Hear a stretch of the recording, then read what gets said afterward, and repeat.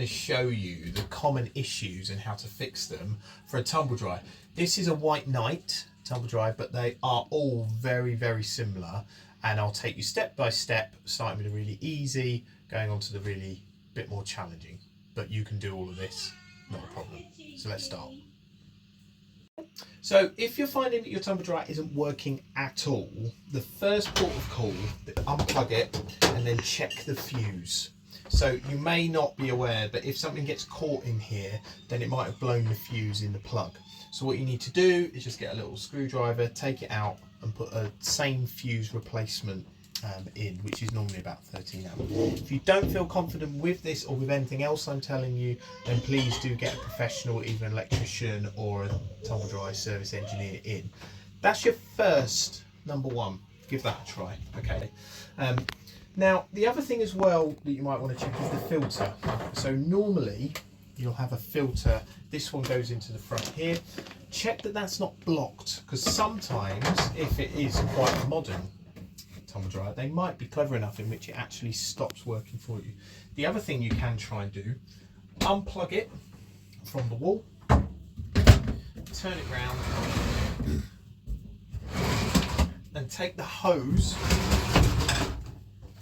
off the back here and just check if that's blocked. If it's properly blocked, then again it might be a reason that your tumble dryer isn't working. This one's okay, it's got a bit of fluff in it, but it's not too bad.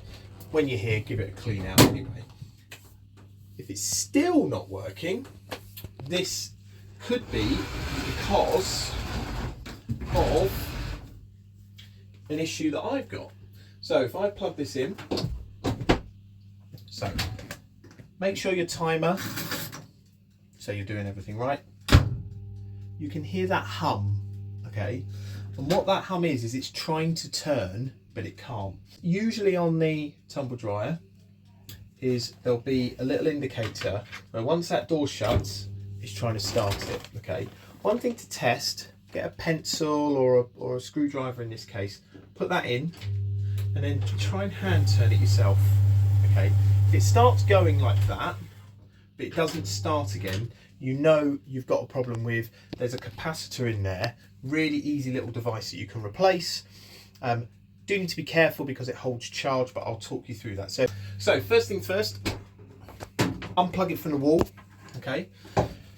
Now then, you'll just need a screwdriver usually for this. All you're looking to do is take out the vent at the top. I've taken off the 3 screws and I can then get in and look down into it. Now don't put your hands in or anything, and it's unplugged from the wall. You can see therefore down inside this drum here. This is the top down for my tumble dryer, but basically you see this belt here.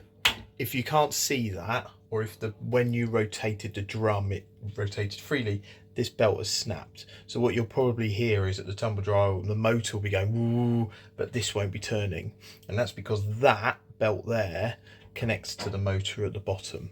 Okay, so that might be something, also another issue. What I'm doing is I'm taking off all these screws here, which will let me, if I take this one off, it might be loose enough. Replacing the capacitor, different tumble dryers have different ways of you getting access to them. Of course, yet again, if you're not happy doing this, then please seek the advice of an electrical or a tumble drying engineer.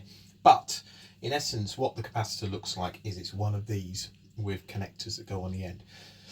Normally you'd have maybe 4 pins or 2 pins, depending, and all it really is like a big battery, and it's got a capacity to hold charge. So what that means is that when you first start it, it gets the drum going.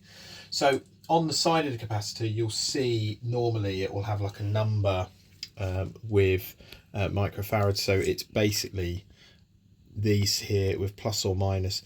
Look for these values off the one that you've taken off to see the one you replaced, or equally you can go onto Amazon, have a look at the replacement and have a look at the pins to make sure. Now to remove it, as I said, for this tumble dryer, it's a real pain. Some of them they have an area at the bottom that you can remove, others you can remove the side. This tumble dryer, however, you should be taking the whole back off, but I'm not going to be doing that because this is where the heating element sits. So again, if you wanted to replace this, this is where basically the fan is that just pushes the air into the drum itself. As you can see, if you look down at the top, the drum is clamped in. The drum sits within the housing here. So as I was saying, the drum will go when you hand push it, then you need to replace the capacitor. So the capacitor will be bolted on. It'll have a thread at the end of it, and this will be bolted onto a bracket. Like I said, you do have to be careful when you remove it.